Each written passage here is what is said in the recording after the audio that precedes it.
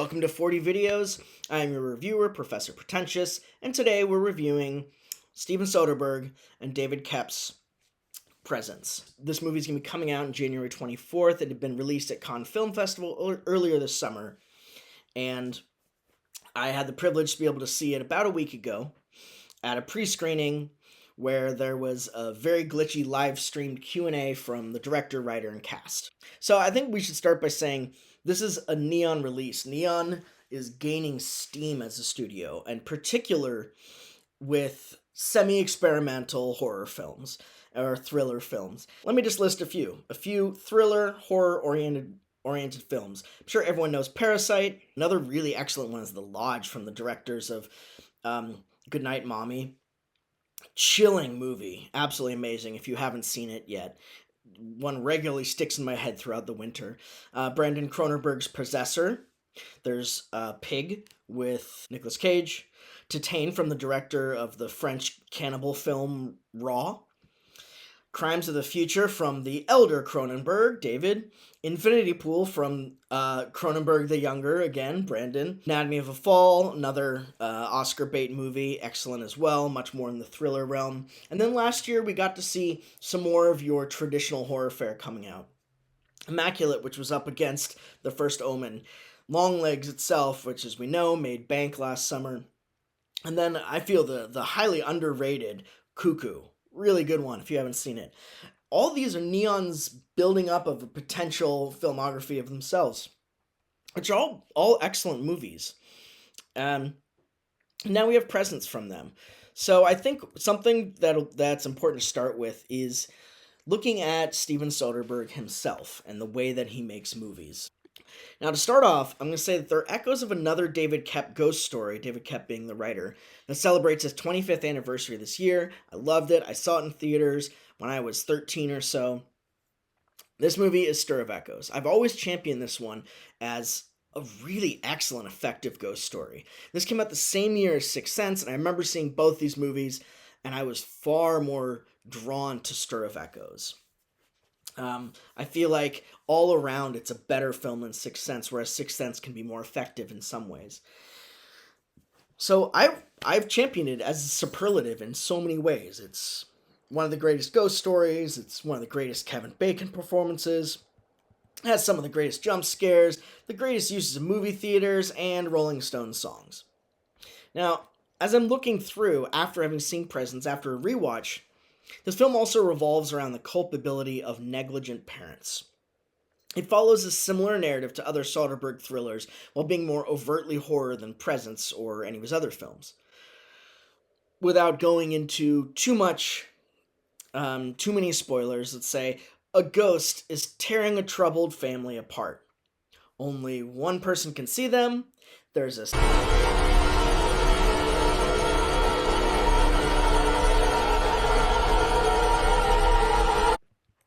Okay, that might be a little bit much, but we'll see.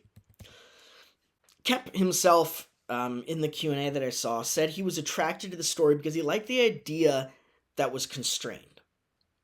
However, this one's far more organic script than his Hollywood ones and than Stir of Echoes. It leans more heavily on suspense rather than horror. I think this brought out his best impulses to embed rather than detail exposition, and to avoid any unnecessary resolution. I'll say unnecessary because a lot of times with a ghost story, you do expect that there's going to be some backstory. David Koepp still maintains the polished 3-act studio screenwriter pace. I feel like it's hard for him not to. He's been doing this for 40 years. But he eschews much of the artifice that comes from Stir of Echoes. And I'd say artifice in the form of, say, flashbacks, hallucinations, dreams. A lot of the artifice of perspective is gone in this movie. By virtue of the fact that it is very subjective from the standpoint of this entity, and that it is chronologically written, these constraints are ones that Koepp and Soderbergh set for him. So he can't fall back on any of these horror tropes that we know, any of these ghost story or haunted house tropes. So the suspense is initially built with the conceit of a ghost story. But this turns near the end of the third act, like all good 3-act screenwriters do, where there's a tangible danger of assault that comes into play. It becomes very physical and much more about the family in danger. All the performances are very good, but I would say Kalina Lang and Chris Sullivan, Kalina Lang being the daughter, Chloe, and Chris Sullivan being the father, Chris. These two really stand out as the two most affected and active performances. Chris Sullivan is a concerned father, but he brings out more of his own pathos within it. He brings himself more into that picture, and you get to see some really beautiful, tender moments, not only with him and his daughter, but with him himself, and even with his son. And Kalina Lang is just she carries a lot of this movie. She's the protagonist, so necessarily she has to be good. But she brings in so much vulnerability. She creates a lot of pain, but also that disaffected numbness that comes from someone who's grieving. Just a very naturalistic approach, which you need for a movie like this. It very much needs a naturalistic approach. So she and Chris Sullivan do that quite well. I would say that Eddie Mayday, that's Tyler, the son, does a very good job. He's given a little bit less as a character, but he does a great job as this brother who's very superficial, who's very concerned about his appearances and his future. Whereas Kalina Kalina, the character being Chloe, is very much more focused on the past and drawn back toward this. And that's where a lot of the conflict between the brother and sister are in this. He puts in Eddie Mayday puts in a very serviceable performance. It's good. I would say Lucy Liu's character, Rebecca, the mother, has a little bit less dimension and provides her some restrictions to work within. But she's very much put into this same realm as Tyler, her son. And you have these two splits, which they show in one of the movie posters. You have the father and the daughter on one end, the father trying to understand the daughter, trying to give credence to what she feels, and then the son and the mother wrapped up in this strange sort of Freudian obsession. The mom dotes on the son, never questions any of the frankly shitty behaviors that he engages in at different points throughout the movie. Lucy Liu does well within a pretty limited character, I would say. Now, as far as how it's filmed, Soderbergh mentioned how the ghost needed to be motivated to create a close-up, since it is the ghost perspective. To create a close-up, the ghost needed to be motivated to do or see something. So in the very beginning, it establishes the intent of the film as being about what the ghost needs, wants, and desires without ever saying anything or being seen by us. Soderbergh actually operated the camera. This is pretty rare. Definitely goes back to the independent film days, but he operated the camera himself. So he speaks as if he's almost a stand-in for the ghost. He very much was acting as he did this, which is really cool, and it's what gives this movie far more pathos than you might think that it would have. You can truly feel this character. And there are times, like my own personal consciousness, where I'll forget I exist and just get wrapped up in my own perception. However, a reaction or something sudden will bring me back to the awareness, and he affects this perspective in the movie very effectively.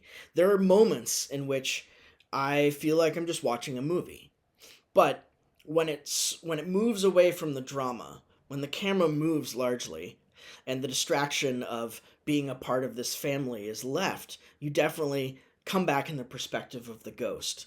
And it evokes this emptiness in a really beautiful, subtle way that I haven't seen in a movie that plays with supernatural. Every close-up, every moment, every cut reveals this character's choices and motivations, which there is a cliche, yes, the camera is the character, but this one takes it a step further by melding it with the conventions we know about supernaturalism. So he also mentions in the beginning that he wanted clues about how we're supposed to watch. I mean, this dude makes 90-minute movies almost exclusively. He said that there needed to be clues in the very beginning about how to watch this movie within the first 5, 10, 15 minutes. No more than that. He wanted to show this perspective, the subjectivity of it, while sort of mirroring the objectivity of being dead inside of an area that we know very well. And so he details the space in a way in the very beginning that reminds you of how ghost stories tend to be made in film. So there are a couple ways of looking at space in a haunted house. I would say two for right now. One is to disorient, like say like The Haunting, or based on The Haunting of Hill House, or The Innocent based on Turn of the Screw. These adaptations disorient the viewers. You don't get to see the totality of the surroundings, so that there are more shocks. The other is to detail the space meticulously, like say The Shining. And even though Shining points out there's unreality to it, it still details the space meticulously. So from the outset, Soderbergh establishes the interior, accounting for every room and every corner of the house within the first shot. So we come to know it as minutely as the presence has over who knows how many years. So this intro mise en scène starts in the closet and ends back in the closet to indicate the ghost's preference, where the ghost wants to be. And it reveals its range of motion within the empty house in the very beginning, so we know what it can and what it can't do. Now, fate becomes a major theme in this story. Going into more detail about this in this review would risk spoiling the milk. So I'm going to keep it roughly to saying that they play with these conventions, and you see it in such a way that I haven't quite seen it before, and not just through this sort of gimmick of perception. Very much in a way of the expectations of how a family dynamic will work if, say, this dynamic continues. This movie takes a lot more from David Lowery's ghost story rather than horror story. The title is excellent. It's just a wonderful coalescence of all of the themes and intentions in the movie. The mother, Rebecca, is just not present. And that's very clear from the first half hour of the movie. She's often on her phone, on her computer, really half listening. And again, this is a trope of supernatural stories or horror in general. I'm pretty sure that Soderbergh and Koepp know that this is a trope. They're the parents that aren't listening or the parents that aren't engaged. And basically, by the third act, they are really forced to change their tune and recognize the error of their ways. They take this and put it into the form of the family drama, in which they take this idea of availability, of the ability to see something, to be present for an otherworldly experience. It becomes a metaphor for parenting as well. This, to me, is where it resonates the most, I feel like. And the concept is well-trodden territory, but utilizing it from this parental standpoint, to me, is really intriguing, and this is where the heart of the movie lies. The father is very available. He's trying to hold this family together, but he's also truly siding with the daughter, because he's recognizing the daughter has experienced trauma, and he's recognizing that maybe the mother doesn't think it's quite as much, but that for her, Chloe, the daughter, it's very affecting. Lucy Liu mentioned this idea that she, as a character, has this rigidity of manifesting for her son. They moved to this house so that the son can go to a really nice public high school in a nice district in New Jersey. Probably one of those North Jersey districts that has incredible funding. She wants to manifest all of this for her son. She even says to him, well, the mistakes you make, it's good that you make those mistakes. Or if you make them for the right reasons, she says, then it doesn't matter. She's implying something else that I can talk about in a different review. So this one, she mentions her own rigidity, which very much fits with this idea that we know underlying ghosts. The inability to say, accept death. The inability to accept a non-corporeal existence, to accept moving on from the world. And this rigidity fits in very well. I can get into this in the spoiler review. She even said the rigidity of manifesting for her son. And Lou pointed out this idea that really fits in very well. She said, grieving is not a linear process. And she also said there needed to be a situation created for Rebecca to change. Her mentioning this leads me to believe that the whole story is really for the benefit of Rebecca. Since it's not a linear process, this could suggest that it works similarly maybe for the dead. The parts of the process linger when in a paranormal state. And this you can very much feel in the desperation with which the presence itself works. I'd highly recommend watching this movie. As I said with the Nosferatu review again, I really want to emphasize this is a commercial art. So where we put our money is incredibly important. That's how we vote in film. I don't like it probably any more than you do, but if I were you, I'd go and check it out. Give this movie some money. Show him that we would be interested in seeing some more supernatural horror from him, because what he and David Koepp were able to put together in this movie is really unique, in a way that also is familiar to us, but that perfect balance.